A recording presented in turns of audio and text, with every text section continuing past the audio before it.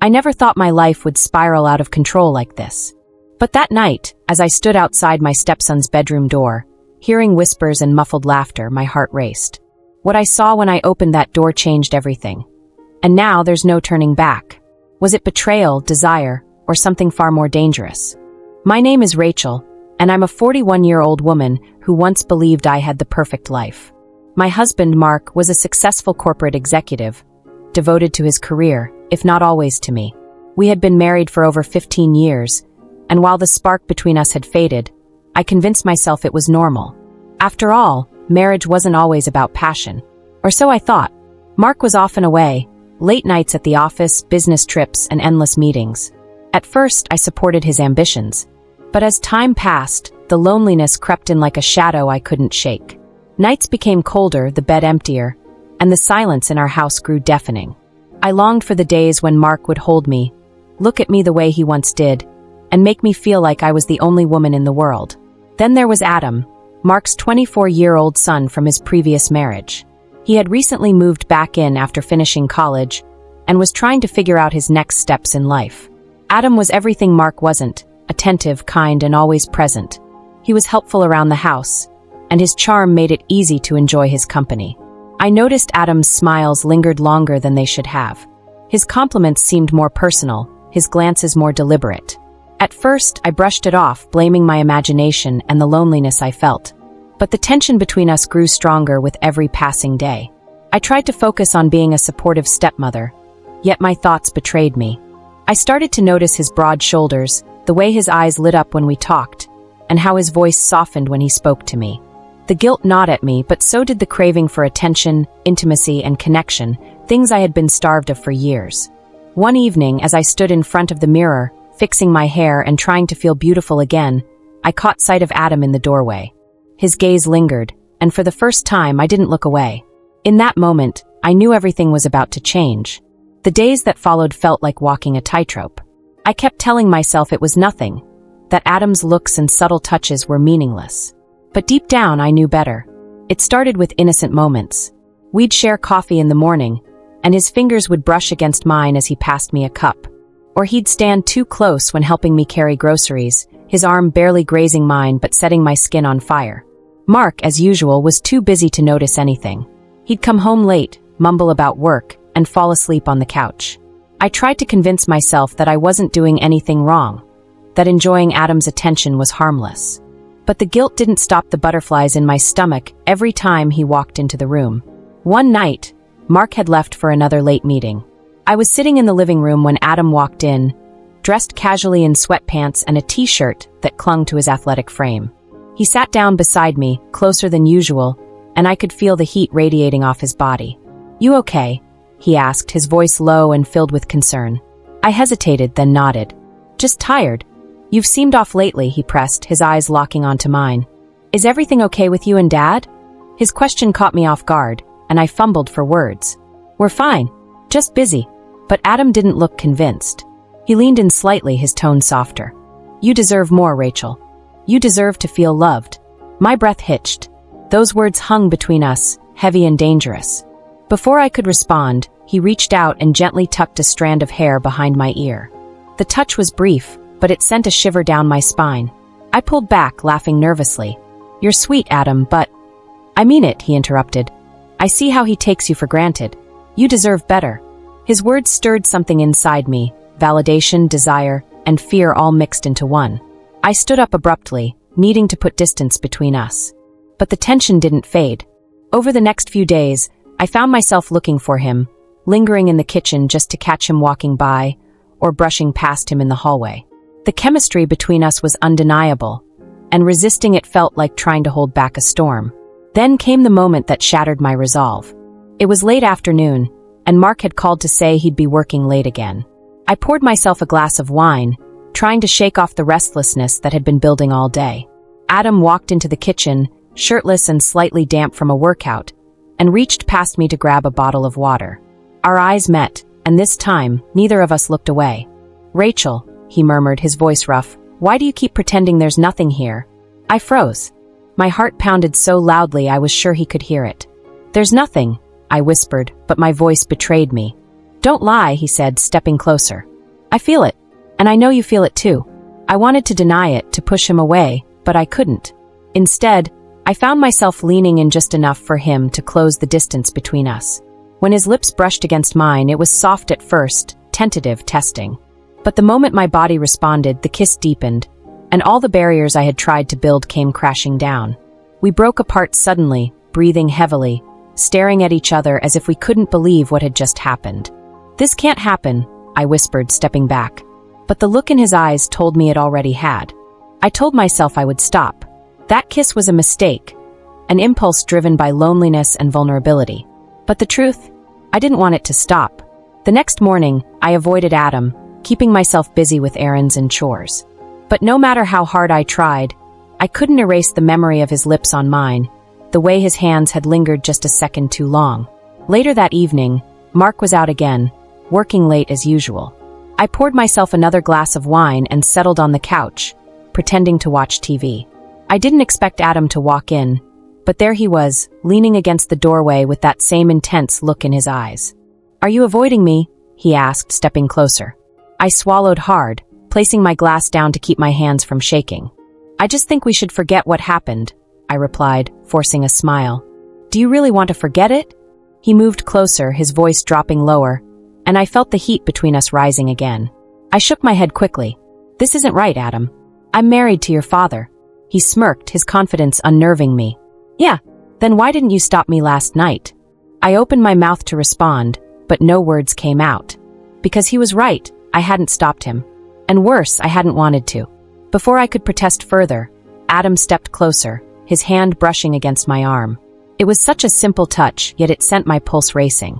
"You're beautiful, Rachel," he whispered, his fingers trailing lightly down my arm. "And you deserve more than being ignored and forgotten." I closed my eyes, trying to resist the pull I felt toward him, but when his lips found mine again, I gave in. This time, there was no hesitation, no second-guessing. The kiss was deeper, hungrier, as if we were both starving for something we'd been denied for too long. He pulled me closer, his hands resting on my hips, and I felt my body melt against his. My fingers tangled in his hair, pulling him even closer until there was no space left between us. "Adam," I whispered, breaking the kiss just long enough to catch my breath. "We can't."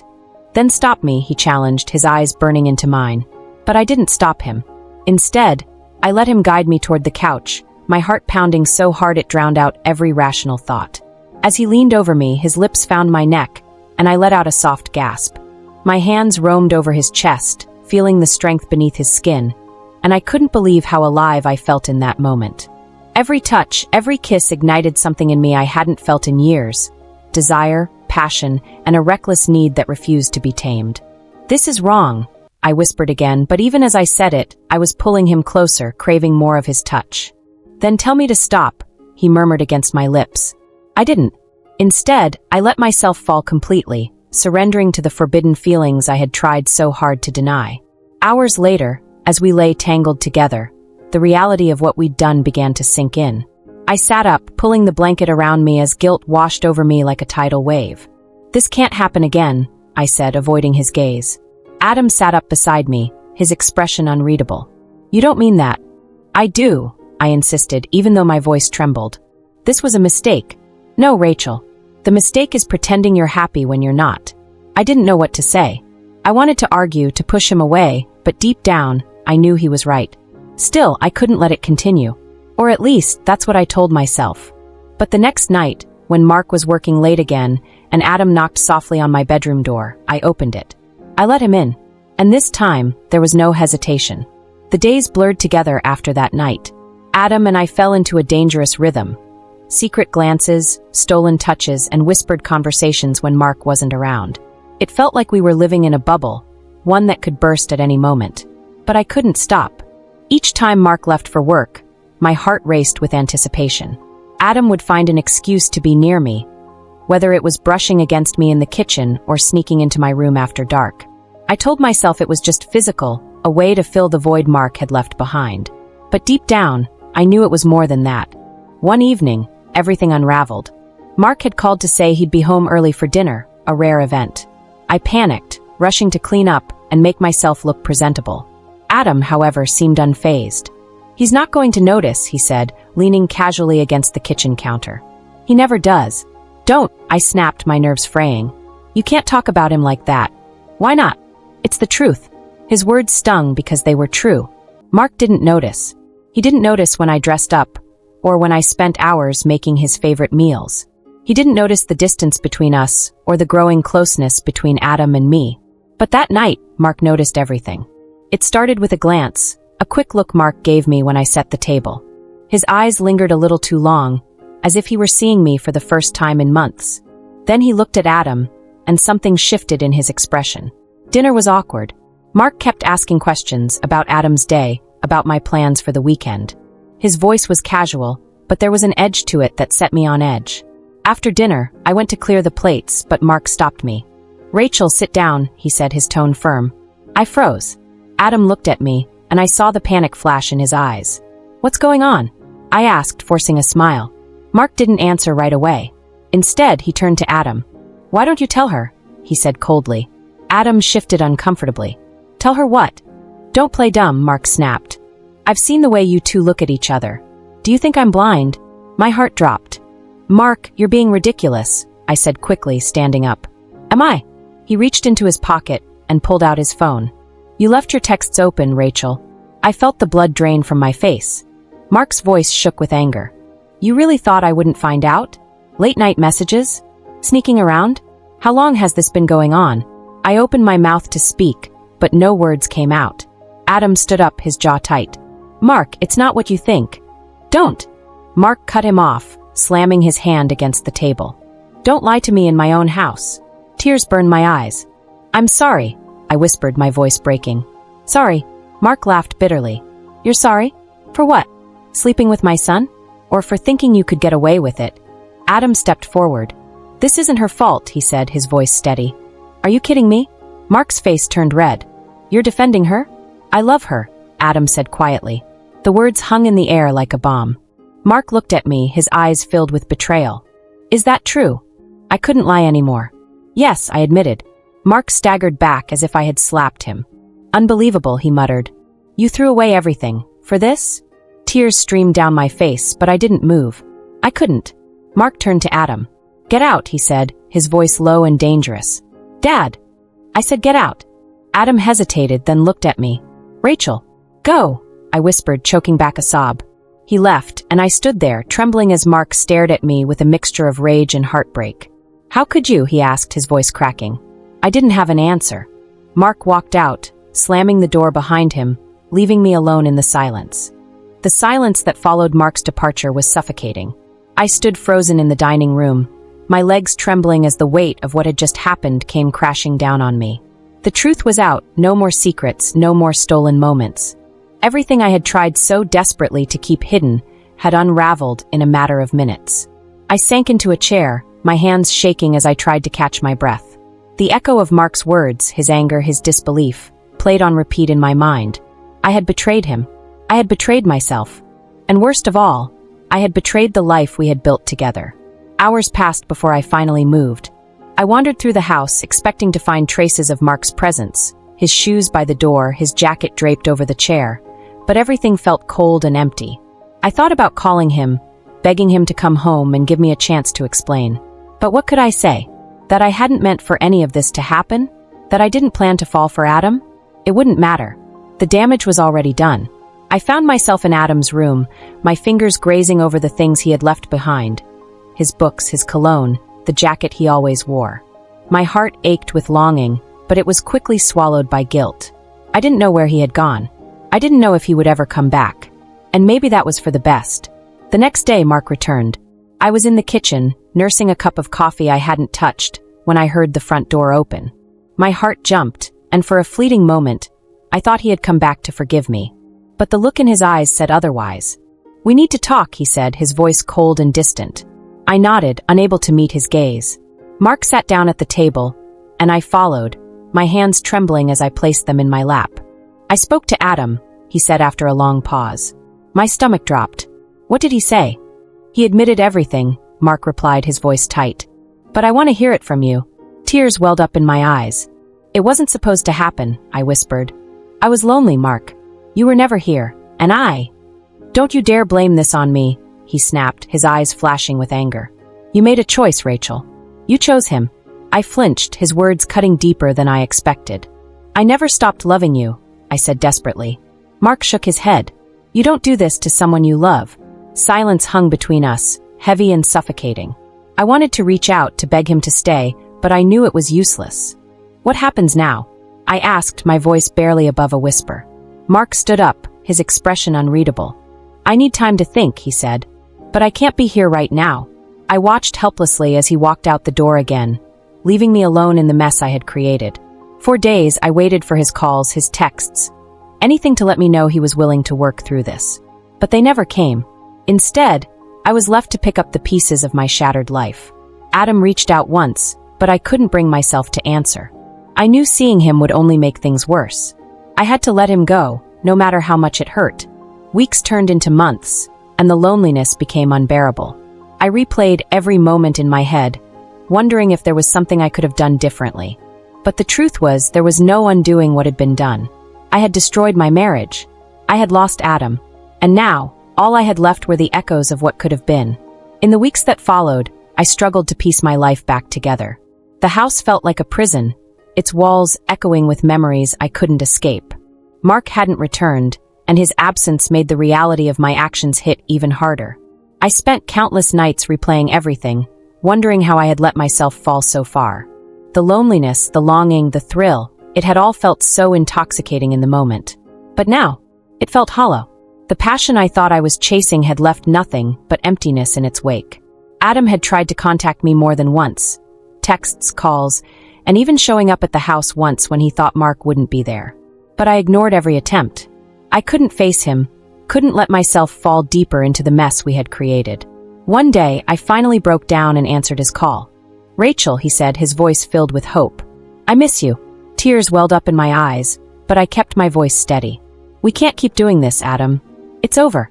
"No, it's not," he argued. "We can make this work." No, I cut him off, my voice trembling. "You need to move on. And so do I." The silence that followed felt like a knife to my chest, but I knew it was the right thing to do. When he finally said goodbye, I felt the weight of my decision settle over me like a heavy blanket. Letting Adam go was the hardest thing I had ever done, but I knew it had to be this way. I couldn't build a future on the ruins of my past. As the weeks turned into months, I began to focus on rebuilding myself. I started therapy, hoping to understand why I had let my loneliness drive me to such destructive choices. I learned that my actions weren't just about Adam. They were about my own insecurities, my need to feel wanted, and my failure to address the cracks in my marriage before they split wide open. I reached out to Mark, not to ask for forgiveness, but to take responsibility. He listened, though his voice remained guarded. He wasn't ready to forgive me, and I didn't expect him to be. "I hope you find what you're looking for, Rachel," he said before hanging up. His words haunted me, not because they were cruel, but because they were true. I had been searching for something, chasing a feeling I thought would fill the void inside me. But in the end, all it did was shatter everything I held dear. Now, I'm learning to stand on my own. It hasn't been easy, and the scars of my choices still linger. But I've realized that true fulfillment doesn't come from someone else. It comes from within. If I could go back, I would change everything. I would have fought harder for my marriage, spoken up about my loneliness, and faced the issues instead of running from them. But I can't undo the past. All I can do is learn from it. So to anyone who feels lost, neglected, or tempted to cross a line, pause. Think. And ask yourself if the momentary thrill is worth losing everything you've built. Because sometimes the greatest danger isn't the betrayal itself. It's the pieces you're left to pick up when it all falls apart. What would you have done in Rachel's situation? Could you resist the temptation, or would you give in to forbidden desires? Share your thoughts in the comments below. I'd love to hear your perspective. Don't forget to like, share, and subscribe for more stories like this. Tales of passion, betrayal, and secrets that can change lives forever. Stay tuned because the next story, it's even more shocking. Let me know if you'd like any changes or need another story.